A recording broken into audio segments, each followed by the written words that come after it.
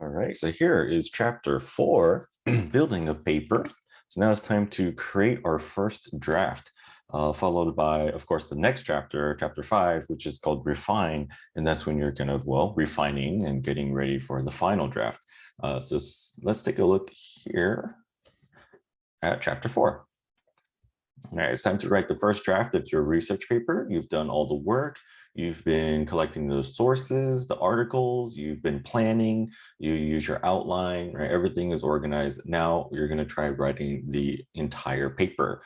Like I've said, it kind of feels like essay number 1, essay number 2, just a bit longer, more evidence, more articles to include. So at least in that sense, it's not completely new. We're just trying to get away from this very structured, topic sentence in each body paragraph kind of feeling, which this book kind of encourages still a little bit. So I'll go ahead and point out some of those moments as we go through chapter 4. All right, a big part of putting this paper together is, of course, synthesis. Something I say like analyze your evidence, synthesize your evidence, make sure that your evidence is not just dumped in there, which we talk about in this chapter also. Introduce it, the evidence, introduce your evidence, have your evidence, and then also say something about your evidence. A lot of teachers will call this the so what, right? Why is this important? What does this suggest? So this is where you have to try to connect it to your thesis. How does this help prove your thesis? And your thesis is an answer to the prompt, and our prompt is, what are the effects of bilingualism? So of course, your evidence is going to prove that whatever you said was an effect is actually an effect. So something to keep in mind here then is your quote probably shouldn't just be what they did in the experiment. It really should be more about the results, right? What did they find? Of course, you should still explain, maybe even summarize, right? Explain, maybe paraphrase the experiment so that your reader has some understanding of how they came to their conclusion, at least, right? And how accurate, how credible their research was. All right, so then if we move down a little bit, basically in this chapter 4, right, writing the body of the paper, so all the body paragraphs, and integrating evidence, like especially introducing evidence and connecting evidence to your essay. Okay, there we go. All right, so 3 steps for writing the body of your paper. Number 1, write a topic sentence for each supporting point in your thesis. We had our outline. We talked about outlines in chapter 3. Once you have your evidence, especially the quotes, what each body paragraph's topic is. Yeah, and then you can write your topic sentence. Okay, so definitely work inside out. Work from your evidence to your topic sentences to your thesis. Review the ideas and write a first draft. Sounds pretty easy, right? Writing topic sentences. Each main section will expand one of your supporting points. Again, very similar to essays 1 and 2. Logically connect the topic of the thesis. Logically connect to the focus of the thesis in your paper. It repeats a supporting point, but expresses it in a different way. So what we mean by this one is if you have a supporting point, also known as a forecast or controlling idea, if you have that somewhere already, like in your thesis, we just hope that you use different ways to say it if possible. Right? So like synonyms, especially. An example down here, thesis, emphasis on individualism, right? There's 1. Loss of focus on extended families, that's 2. And overscheduled lifestyles, 3, right? So are 3 reasons for the generation gap between younger and older people. Yeah, this still sounds like a 5-paragraph essay. So just like in the video for chapter 3, we said try to categorize your how do I say this? Categorize your topics, the effects, right? But you don't have to list every single effect out. All right. Another topic sentence on the next page here, 73. The value of independence is one reason why younger and older people become isolated from each other.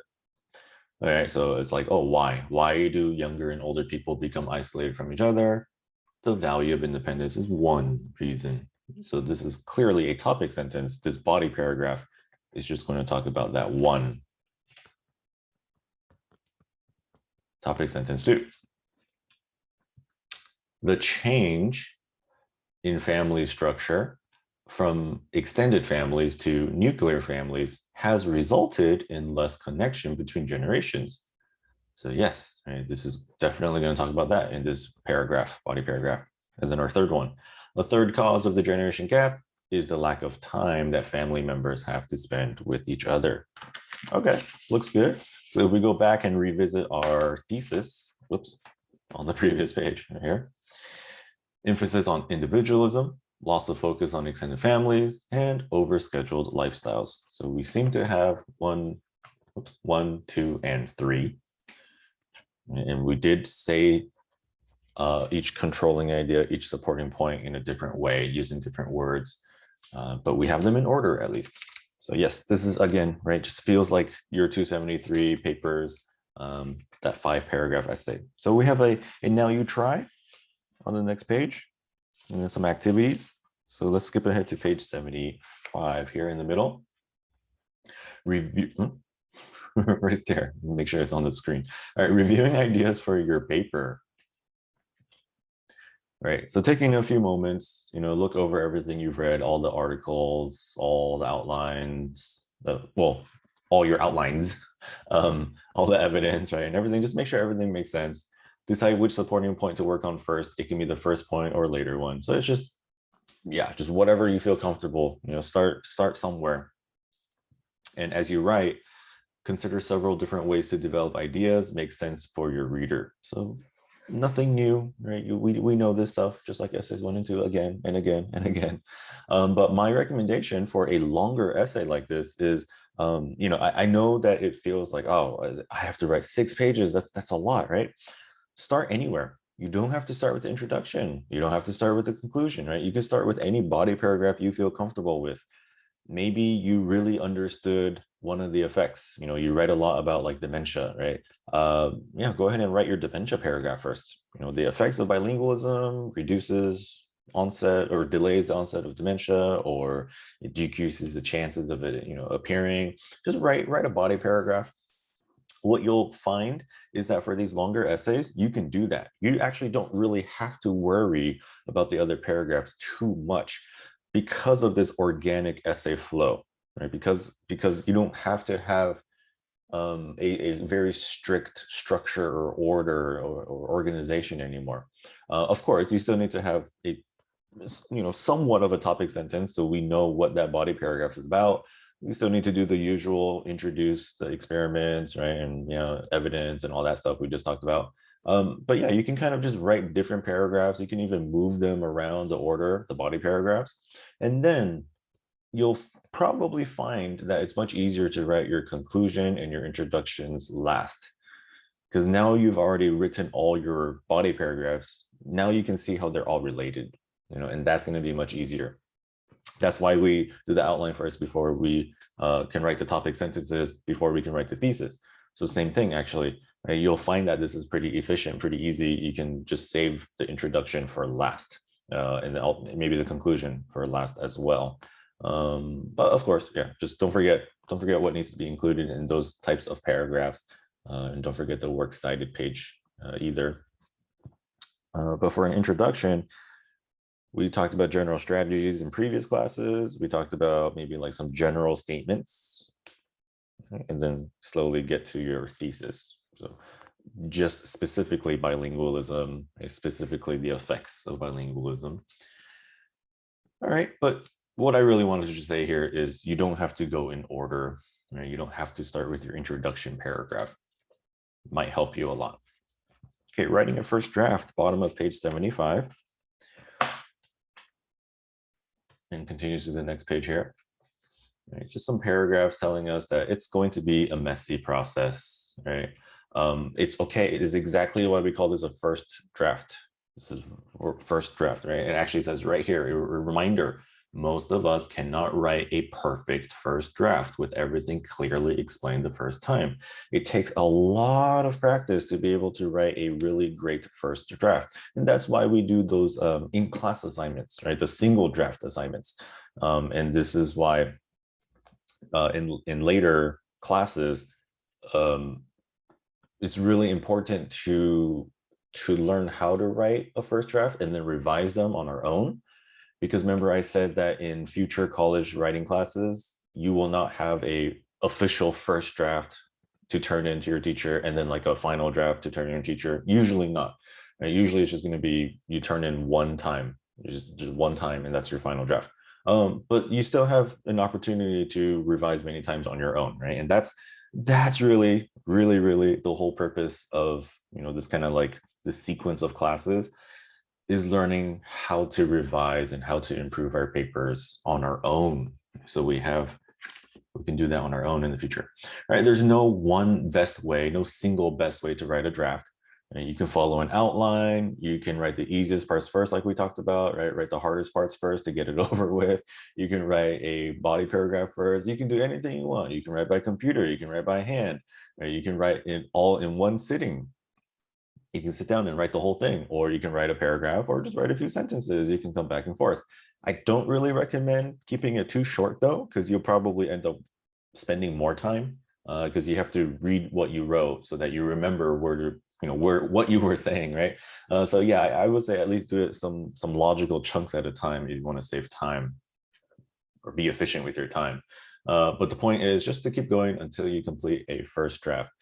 This is why the page numbers, sorry, I don't mean page number, the page requirement, the number of pages, the requirement, even though it's longer, right, 6 pages, but because we're using more articles, 6 articles minimum, it actually might not feel harder. It's just longer, if that kind of makes sense, right?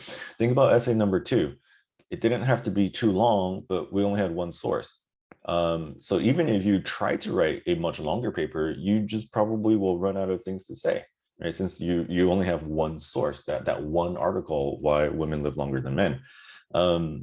Definitely, there's no way to really write a great essay that's longer than the original article. If the original article is like 5 pages, it doesn't really make a lot of sense to write a 20-page paper analyzing just this 5-page article. You getting what I mean? So the fact that you have 6 articles minimum to use, this is why we said, well, if you want to just write 6 body paragraphs, that probably will get you kind of close to 6 pages, especially if we're talking about 6 paragraphs and then each paragraph you include at least 2, maybe 3 quotes from each article.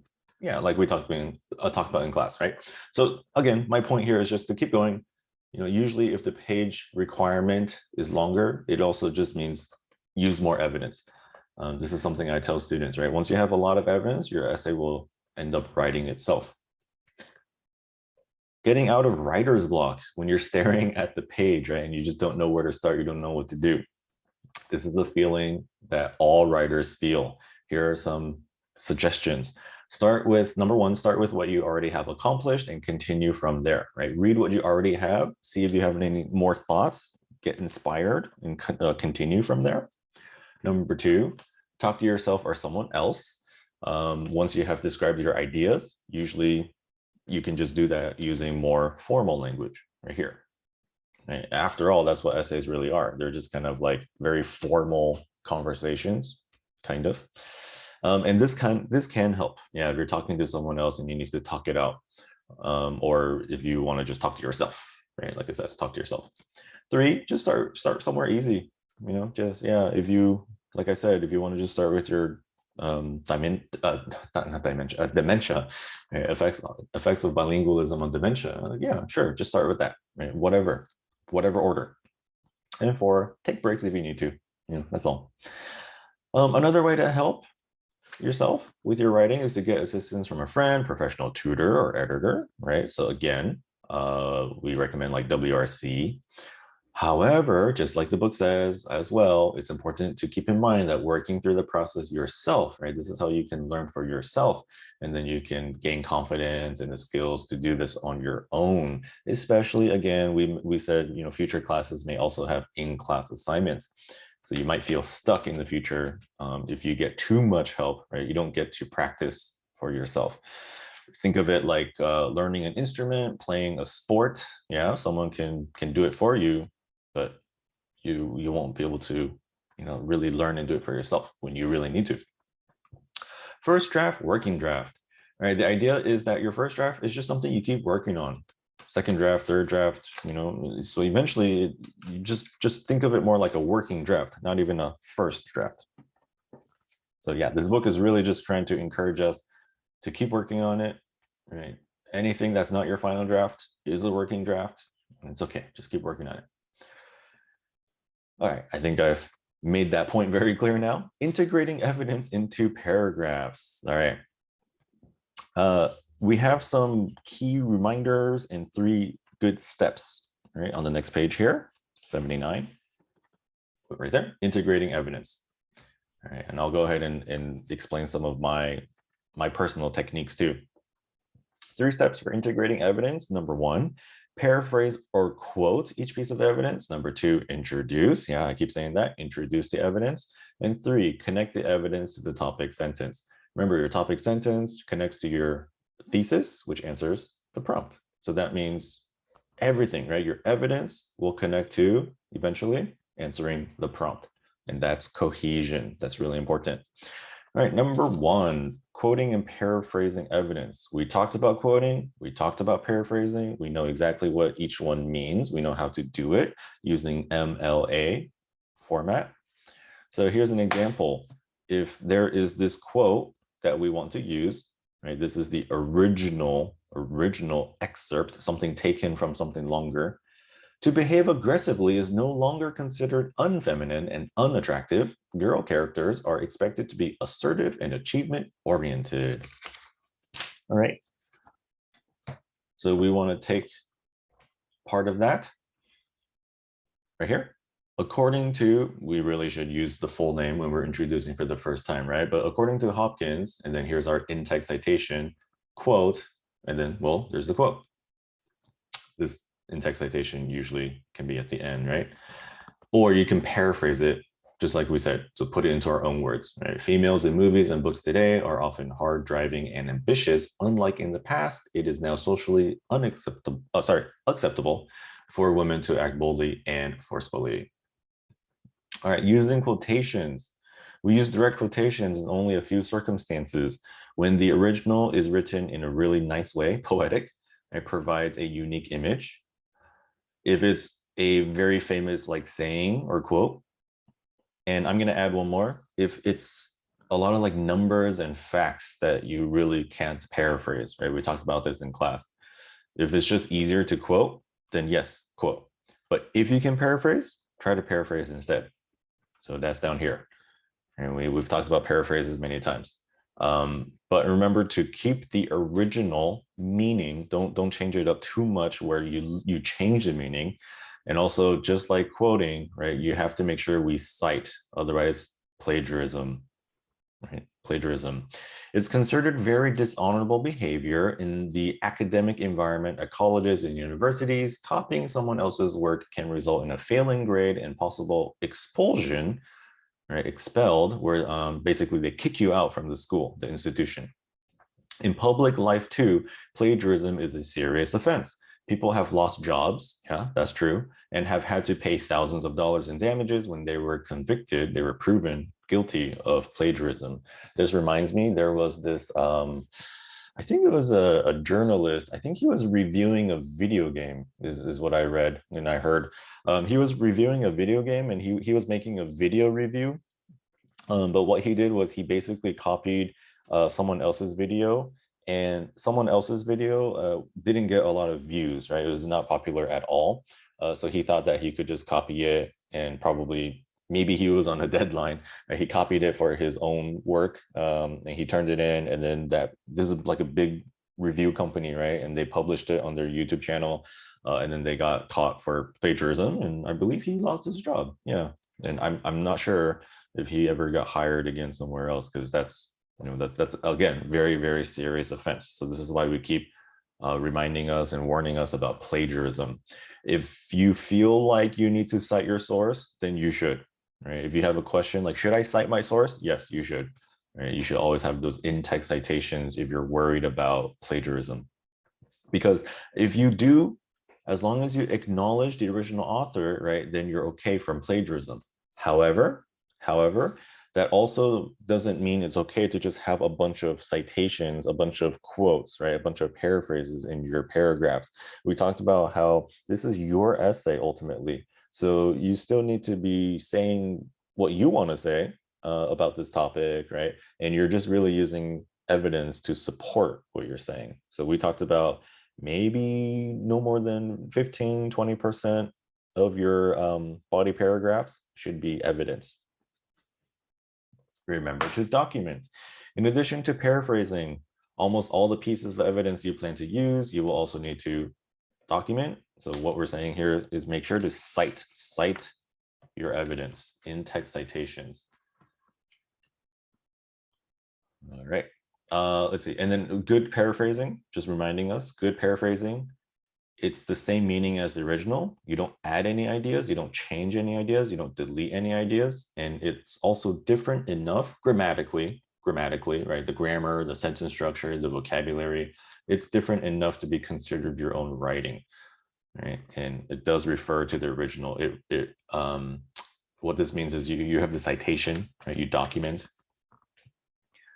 All right, then page 81, we have the textbook giving us a few ways, just structures, grammar structures for introducing evidence. All right, so some things to keep in mind: include the author's last name every time you use evidence. So we talked about that in our citations, right? And MLA in-text citations, parentheses, last name, page number. We talked about when we don't have to include the last name in the parentheses, right? If it's part of the sentence. But remember that we should introduce the author's full name if we introduce the author for the first time. The source title is optional. Yeah, so you don't have to. And I know some of us have this habit, which is, it's okay. It's again fine, right? It's optional. If you want to introduce the article title, that's okay. A description of how to formally document and cite your sources is given in chapter 5. But I also want to say, don't worry about that, because this book actually doesn't use MLA format. This book uses APA format. So don't worry about this in chapter 5. I will also remind you again in the chapter 5 video. Yeah, so use what we talked about in our class, the slides and everything, right? We want to follow MLA format, not APA. This book uses APA. All right, number 1 here, format choices when you know the name of the author. This is, yeah, probably review, because I've already seen this in your essays. We know that, for example, this author is Jim Clark. The article is called College Success. So you could say, like, in the article College Success, Clark 2010 writes that students should study 2 hours for every hour in class. And this is kind of you can see this is a paraphrase because there's no quotes, there's no quotation marks around anything here. There is this quotation marks, or there are quotation marks here because it's an article title, right? Article title. So we have to put quotation marks around that. So you can see it's more about a prepositional phrase to introduce the article, right? Or the title.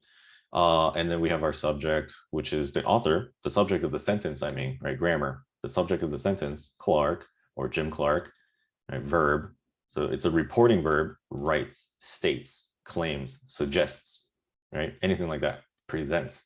And then our noun clause, writes that, and then we have a complete sentence, right? Noun clause is that plus a complete sentence. So we learned about that in grammar classes. 2 more choices here. We have choice 2 and 3 on the next page. All right, choice 2. Prepositional phrase, prepositional phrase, full sentence. According to this person in this article, students should blah, blah, blah, blah, right? Same thing. And then choice 3, subject, verb, and then this time prepositional phrase later in the middle and noun clause. Clark writes in his article, College Success, that students should study da, da, da. So really, we still have, right, all the same components. It's just different order. Different order. That's all. And this is again why we said grammar writing is kind of an art, right? It's because you have the creativity. You can choose how you want to write your sentences. Now, here's another format when you don't know the name of the author. We said we're just going to use the article, right? But for all of our sources here for essay number 3, I'm sure we found authors. We know who these people are, right? They're probably researchers, scientists. But anyway, yeah, just don't, right? Just don't include the author name then if you really don't have an author name. Probably not very applicable for our assignment here. All right, now in this case, when we want to give a little bit more information about the author, right, we can use a noun phrase, even a noun clause, or even an adjective clause, right? Clark, comma, who is the director of blah, blah, blah, right? So technically this is a reduced adjective clause. If you remember that from grammar, this is a reduced adjective clause describing Clark. But this is more grammar talk, right? It's not really a essay structure or anything like that. Common verbs for introducing evidence. These are called reporting verbs. These are some examples of neutral bias, neutral stance, no opinion, basically. So this person, right, this author, Clark, writes, states, remarks, explains, notes. Of course, S, because it's only one person, right? He or she states, writes, remarks, only one person. Yeah, you can have more. And sometimes the question I get is, should I use present tense or past tense? Present tense is good when you're talking about a piece of writing, because that piece of writing still exists right now, right? So present tense is fine. You can signal your disagreement or doubt by using one of these verbs: argues, claims, suggests. Now, I see what the book is trying to say, right? But this is not the main reason that we use these kind of words. The main reason is that we know that Clark is probably writing like an argumentative paper. So now we recognize that Clark argues or claims or suggests. Okay, so that's really when we should be using those words.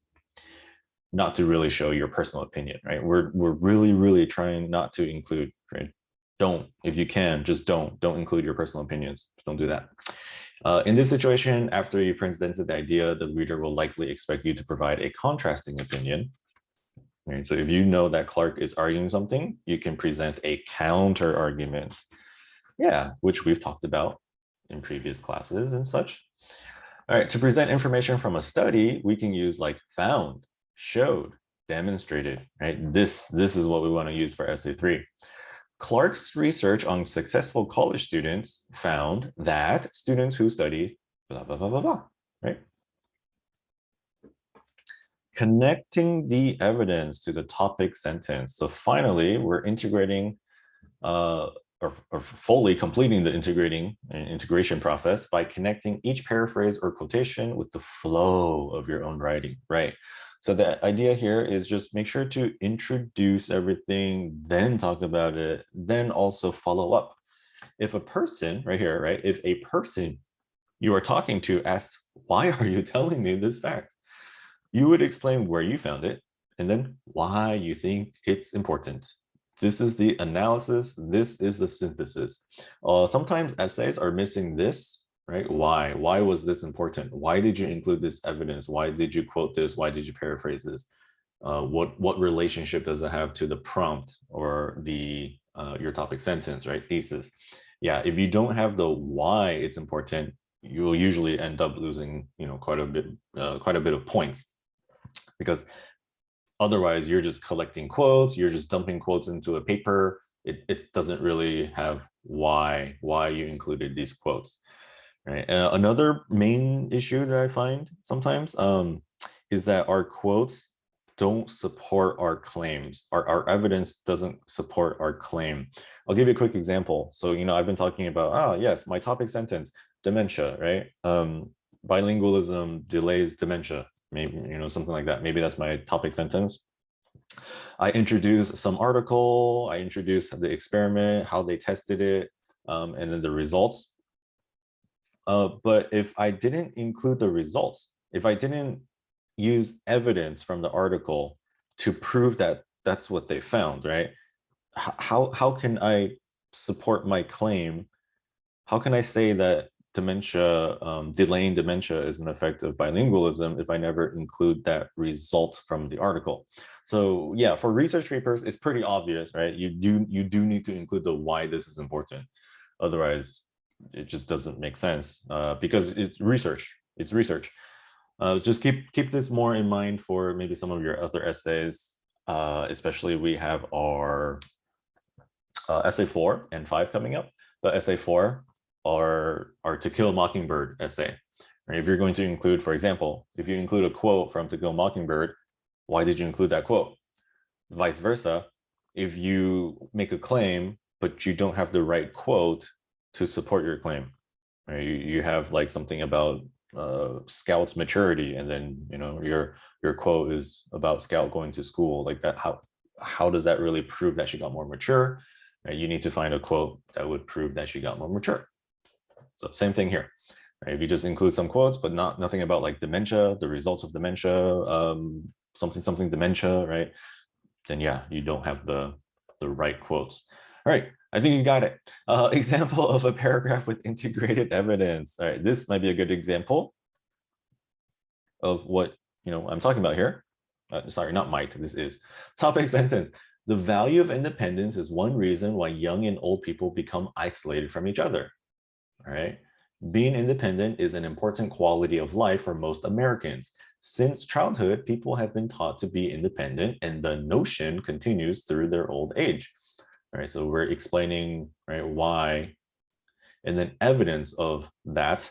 Margaret Mead, 1971, an anthropologist, writes in her article, Grandparents Have Copped Out, that old people don't want to be a burden to their children, so they try to live their lives independently.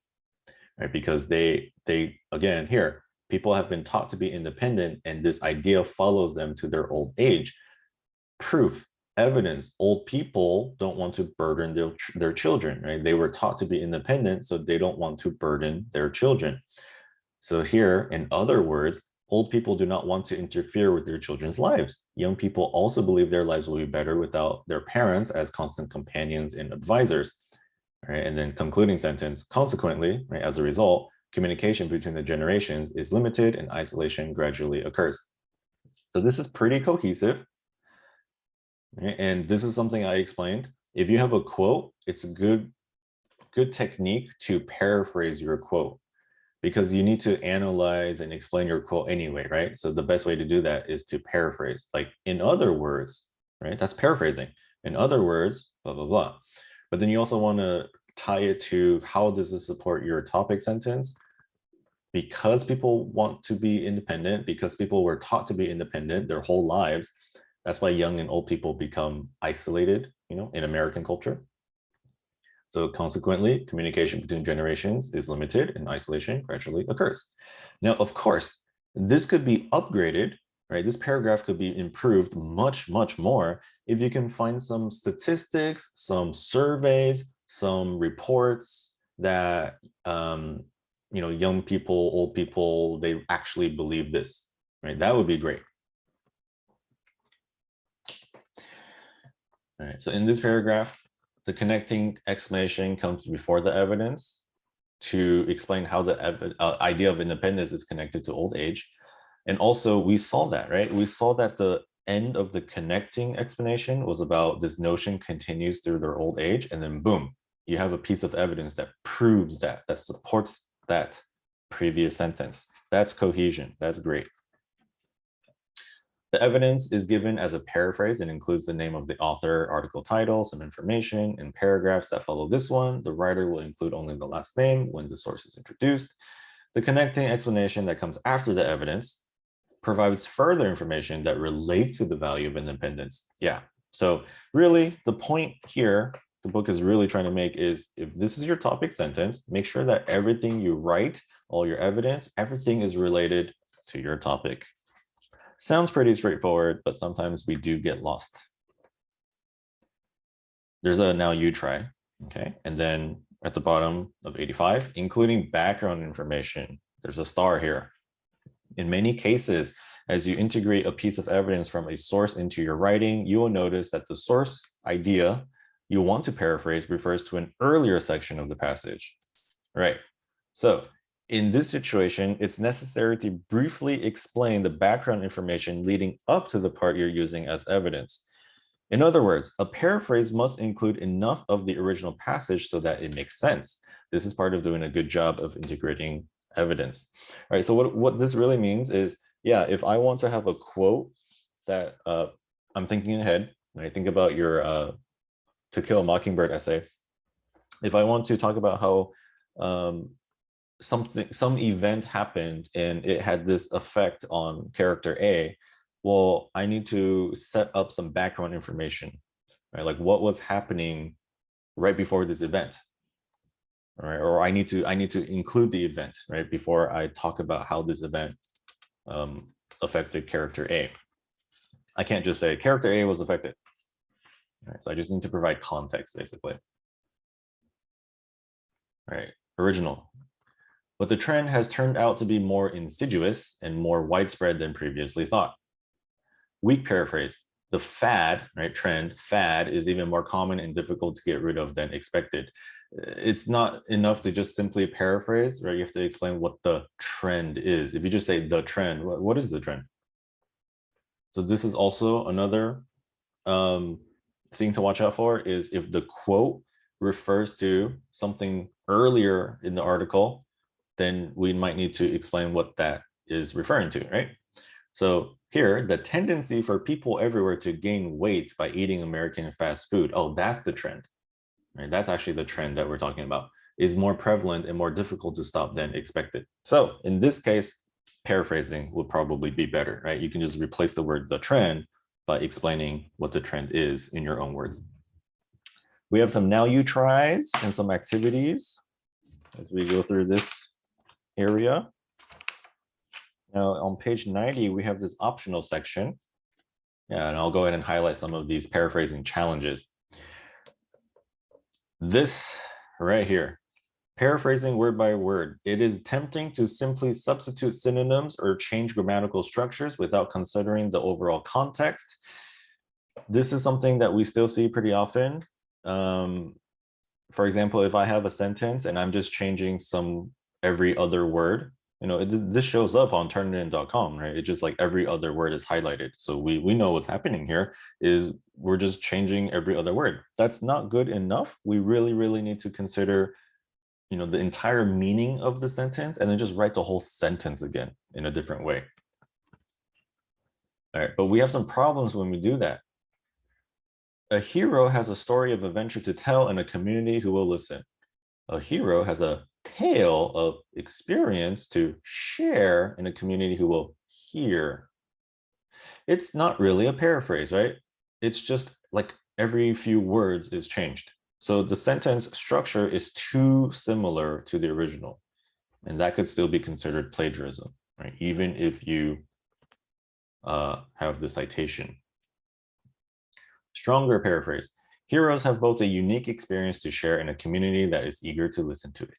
Right? This is why grammar and vocabulary is important at this level, because we need to have variety when we paraphrase. There's a now you try after each number. So there's one there in each section. Problems with incorrect grammar. Without Gandhi, India might still be a part of the British Empire. Without Gandhi, India could stay a part of the British Empire until now. That's not what it means at all, right? We've changed the grammar. Great Britain might still be governing India if Gandhi hadn't been there. Yeah, right. Can't change from might to could all of a sudden, right? Those are different modals, different meanings. And now you try. Number two, dealing with poetic or idiomatic language. So like slang or things that are written in a very like flowery way, we usually call that, kind of like more poetic. So original, like serpents, we keep shedding the skins of our heroes as we move toward new phases in our lives. Kind of like a metaphor or a simile, right? Like serpents.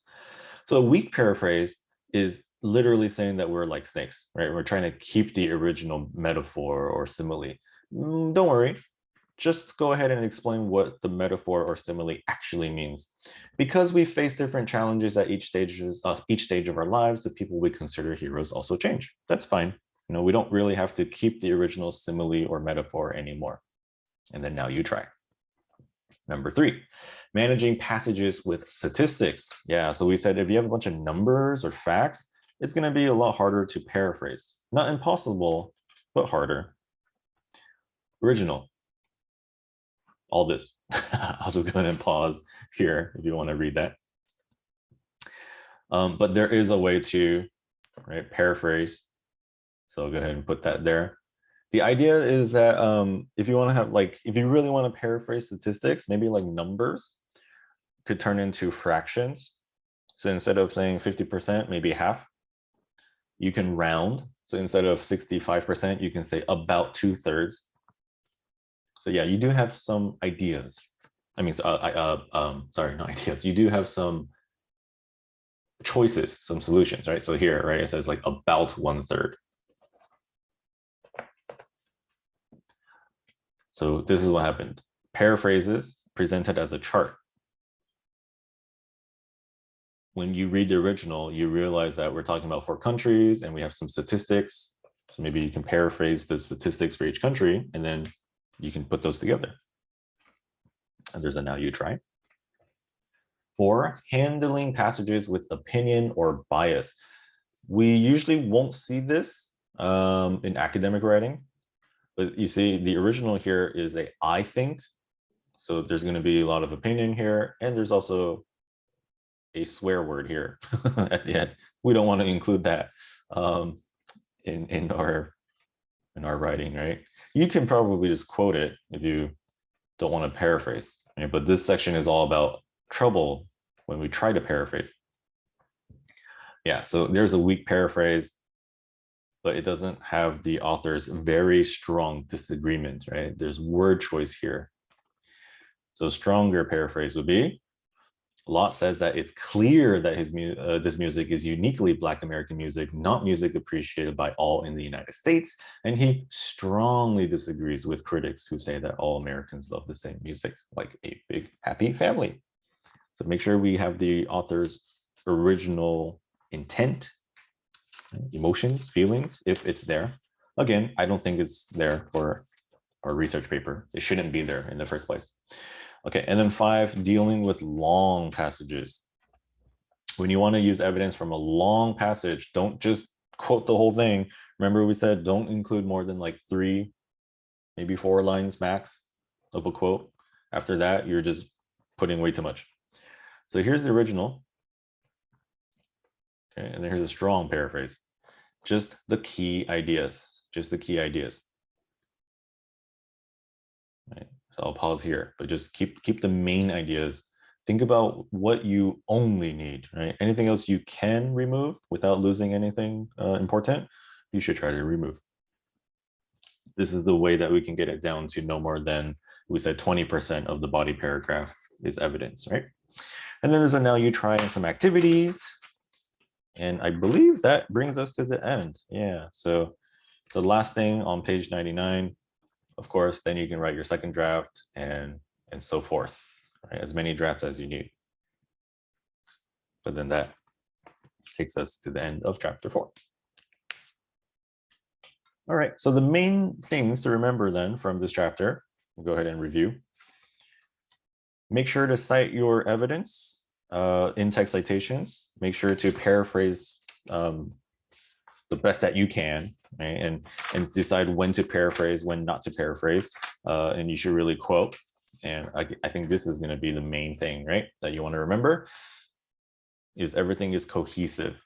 Everything leads to the next sentence. The topic sentence leads to the explanation, the introduction leads to the evidence, leads to the explanation of the evidence, leads to the synthesis, and so forth.